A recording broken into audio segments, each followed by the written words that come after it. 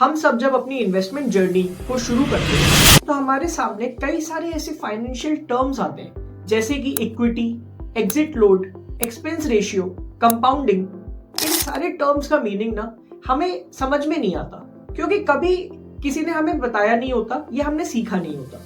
तो दोस्तों, इस वीडियो को अंत तक जरूर देखें क्योंकि आज मैं आपसे बात करने वाला हूं कुछ ऐसे टर्म्स के बारे में जिनको जानना हम सबके लिए अपनी इन्वेस्टमेंट जर्नी में बहुत ज्यादा जरूरी है।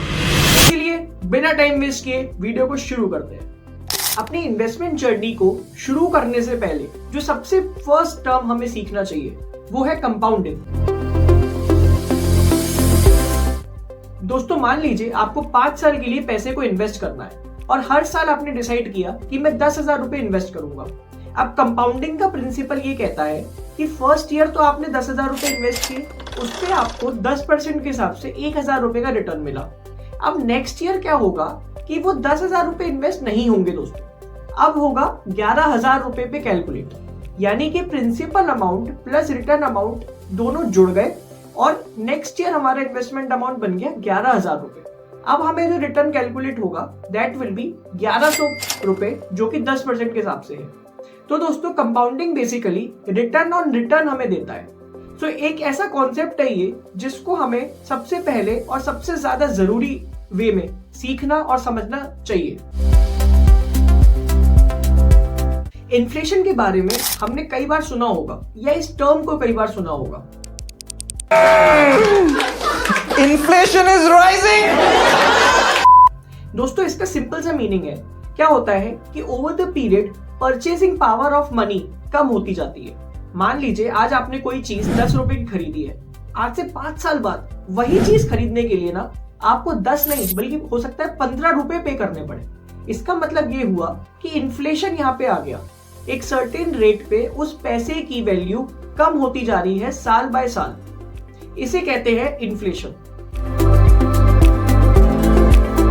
सिबिल स्कोर के बारे में तो हम सब जानते हैं। बैंक्स भी हमसे सबसे पहले यही पूछती हैं कि यार कार लोन तो मैं दे दूंगा, लेकिन तुम्हारा सिबिल स्कोर कितना है भाई, ये बताओ पहले। दोस्तों, सिबिल स्कोर जो है ना वो एक बेसिकली क्रेडिट स्कोर है जो ये डिटरमाइन करवाता है कि आपकी लोन लेने की कैपेसिटी को चुकाने की क्षमता कितनी है। सिबिल तो एक एजेंसी है दोस्तों जो ये स्कोर हम सबको एलोकेट करती है, लेकिन क्रेडिट स्कोर कहा जाता है कि 300 से 900 के बीच में कैलकुलेट किया जाएगा और जिसका जितना ज्यादा बेटर यानी कि जितना ज्यादा स्कोर होगा उतनी ज्यादा अच्छी कैपेसिटी होगी उसकी लोन चुकाने की। इसको देख के कोई भी इंस्टीट्यूशन होता है, चाहे वो बैंक है चाहे वो एनबीएफसी है, पैसे आपको लोन के रूप में प्रोवाइड करता है। इनिशियली जब मैं लोगों से बात करता था ना तो वो कहते थे कि यार मेरा पोर्टफोलियो तो इतने पैसे का है, इतने करोड़ रुपए का मेरा पोर्टफोलियो है। यार मेरा एक ही सवाल होता था सबसे कि भाई ये तो समझा दो, ये पोर्टफोलियो आखिर शब्द क्या है। तो दोस्तों, पोर्टफोलियो बेसिकली ये शो करता है कि आपका टोटल इन्वेस्टमेंट कितना है। हो सकता है कुछ पैसा आपने स्टॉक्स में डाल रखा हो, कुछ पैसा म्यूचुअल फंड्स में डाल रखा हो या कुछ पैसा बॉन्ड्स के रूप में इन्वेस्टेड हो। जो टोटल अमाउंट ऑफ इन्वेस्टमेंट आपका होता है ना वो आपका पोर्टफोलियो दर्शाता है।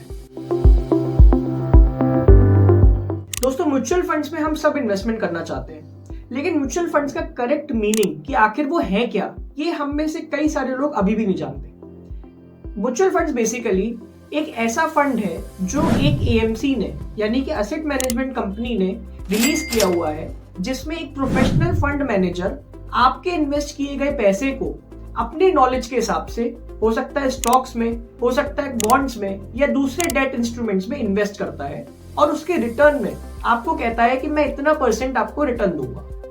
तो बेसिकली एक पूलिंग ऑफ मनी है ये, जो आप सब इन्वेस्टर्स ने मिलके प्रोफेशनल फंड मैनेजर को पैसा दे दिया है, इस फंड में हमने लगा दिया भाई। अब आप वो जो बनता है ना वो करेगा इसको इन्वेस्ट किसी भी प्रकार के इंस्ट्रूमेंट में करे और आपको कहेगा कि यार लगभग इतना % का रिटर्न आपको मिलता जाएगा। ये दोस्तों सिंपल शब्दों में कहलाता है म्यूचुअल फंड। अब ये जो म्यूचुअल फंड की हमने बात की ना, जैसे मैंने बताया कि एक एसेट मैनेजमेंट कंपनी है, तो एसेट मैनेजमेंट कंपनी एएमसी उसको कहा जाता है जो इस फंड को रिलीज करती है। ये कंपनी इस फंड को मैनेज करेगी और कैसे करेगी, एक प्रोफेशनल फंड मैनेजर को हायर करके। इसके साथ ही दोस्तों, ये जो एएमसी होती है ना, ये हमसे एक पर्टिकुलर अमाउंट की जरा सी फीस चार्ज करती है जो कहलाता है एक्सपेंस रेशियो।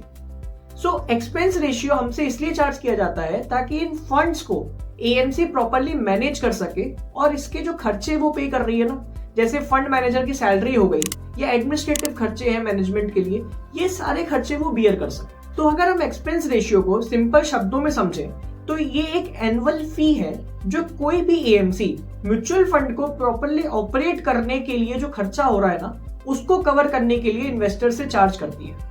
एक एग्जांपल लेते हैं। मान लो आपने 1 लाख रुपए इन्वेस्ट किया है, वो 1 लाख रुपए पे आपको 10% का रिटर्न मिला, यानी कि 10,000 रुपए का। अब आपका टोटल अमाउंट बन गया 1,10,000 रुपए। अब जिस फंड में आपने डाला है ना, वो फंड आपसे बोलता है कि यार मैं 1% का ना आपसे एक्सपेंस रेशियो चार्ज करूंगा। 1% का एक्सपेंस रेशियो को अगर हम कैलकुलेशन में लेंगे तो ये 1,10,000 रुपए का रिटर्न बन जाएगा 1,08,900 रुपए का, यानी कि 1% पैसा of the total amount principal plus return जो हमें मिला वो डिडक्ट हो गया एज एक्सपेंस रेशियो, ताकि उस फंड्स के जो ऑपरेटिंग एक्सपेंसेस है ना, उसको वो एएमसी कवर कर सके। एक्सपेंस रेशियो के साथ साथ एक और ऐसा टर्म है जो बहुत ज्यादा चर्चा में रहता है, वो है एग्जिट लोड। आप सबने सुना होगा। दोस्तों, एग्जिट लोड बेसिकली किसी भी म्यूचुअल फंड से अगर कोई इन्वेस्टर एग्जिट लेना चाहता है, यानी कि अपने इन्वेस्टमेंट को विड्रॉ करके उससे बाहर निकलना चाहता है, तो एक पर्टिकुलर अमाउंट की फी उससे चार्ज करी जाती है एज एन एग्जिट लोड। ये किया जाता है ताकि एएमसी लॉन्ग टर्म इन्वेस्टिंग को प्रमोट कर सके। उनका कहना सिंपल है कि यार 1 साल से ज्यादा अगर आप अपने पैसे को हमारे फंड में होल्ड कर रहे हो तो हम आपसे एग्जिट लोड चार्ज नहीं करेंगे, और 1 साल से कम में अगर आप पैसे को निकाल ले रहे हो तो हम आपसे एक पर्टिकुलर % का एग्जिट लोड चार्ज करेंगे। या कुछ फंड्स ऐसे भी होते हैं जो 1 साल के बाद भी चार्ज करते हैं, वो उनका इंडिविजुअल पर्सपेक्टिव है। लेकिन बेसिकली इस कॉन्सेप्ट को, एग्जिट लोड को, इसलिए इंट्रोड्यूस किया गया ताकि लोग अपने फंड्स में लॉन्ग टर्म के लिए पैसा इन्वेस्टेड रखें और जल्दी पैसे को बाहर निकालने की तरफ ना सोचें। म्यूचुअल फंड में जब हम इन्वेस्टमेंट करते हैं ना, तो हमें उस इन्वेस्टमेंट के अगेंस्ट में एक पर्टिकुलर अमाउंट की यूनिट्स अलोकेट हो जाती हैं। अब ये जो यूनिट्स है ना, ये यूनिट्स जिस अमाउंट पे ऑपरेट कर रही होती है वो कहलाता है नेट एसेट वैल्यू। यानी कि एक पर्टिकुलर यूनिट को अगर हम सेल करेंगे या बाय करेंगे तो जिस अमाउंट पे वो बाय होगा या सेल होगा वो उसका नेट एसेट वैल्यू हो गया। दोस्तों, कई सारे ऐसे लोग होते हैं जो मेरे से सवाल पूछते हैं कि विवेक भाई ये बताओ, ये नेट एसेट वैल्यू या किसी स्टॉक के प्राइस में क्या डिफरेंस है। दोस्तों, सिंपल है, स्टॉक प्राइस हर मिनट ऊपर नीचे हो रही है, लेकिन नेट एसेट वैल्यू किसी भी म्यूचुअल फंड यूनिट की डिटरमाइन की जाती है at the end of the day. हर दिन के आखिर में मार्केट क्लोज होने पर जो अमाउंट का यूनिट है उस पर्टिकुलर म्यूचुअल फंड का, वो हो गया उस दिन के लिए उस म्यूचुअल फंड यूनिट की एनएवी। मान लीजिए कि आप 20 साल के हैं और आपने सोचा कि चलो यार, अब कुछ पैसा मैं कमाना शुरू करने वाला हूं और अपनी इन्वेस्टमेंट जर्नी को भी मैं साथ के साथ स्टार्ट कर देता हूं। तो आपने ये डिटरमाइन किया कि मैं 5,000 रुपए का पर मंथ SIP कर सकता हूं। ये SIP बेसिकली एक सिस्टमैटिक इन्वेस्टमेंट प्लान है दोस्तों, जो ये बताता है कि आप हर महीने कितना पैसा एक पर्टिकुलर इन्वेस्टमेंट के रूप में इन्वेस्ट कर रहे हो। SIP करने के साथ साथ हम SWP को समझते हैं। SWP कहलाता है सिस्टमैटिक विड्रॉल प्लान। अब हुआ क्या कि आपने 5,000 रुपए पर मंथ की SIP को स्टार्ट किया, 20-25 साल के लिए आपने वो SIP को कंटिन्यू रखा। अब एक पर्टिकुलर कॉर्पस अमाउंट आपके पास जमा हो गया है। अब आप क्या कर सकते हो कि SIP को रोक सकते हो और SWP को स्टार्ट कर सकते हो। इसका मतलब क्या हुआ कि मान लो आपके पास 2 करोड़ रुपए का कॉर्पस जमा हो गया है अपनी SIP के थ्रू। अब आपने कहा कि मैं 2 करोड़ रुपए के कॉर्पस को 2 लाख रुपए पर मंथ के सिस्टमैटिक विड्रॉल प्लान में डालना चाहता हूँ। यानी कि 2 करोड़ रुपए ओवर द पीरियड, जो आगे का समय है ना, कंपाउंड होता रहेगा, लेकिन हर महीने उसमें से 2 लाख रुपए विड्रॉ होके आपके सेविंग्स अकाउंट में आ जाएंगे। ये हुआ सिस्टमैटिक विड्रॉल प्लान। तो हमने दोनों चीजों को समझा।